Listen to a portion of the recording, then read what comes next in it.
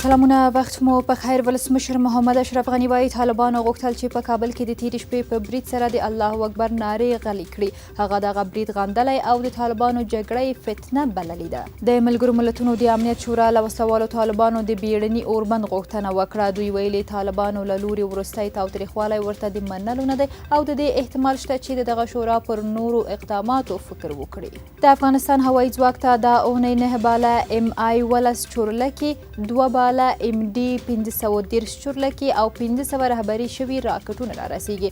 چارواکي وایي چې د دغو چورلکو او توغندیو سره د هوایي قواو ځواک لا پیاوړی شي. په تېرو 24 ساعتونو کې 240 تنه وسلوال طالبان وژل شوي او 119 نور ټاپیان دي. د ملي دفاع وزارت وایي دغه طالبان د هېواد په 14 ولایتونو کې وژل شوي او ټاپیان شوي دي.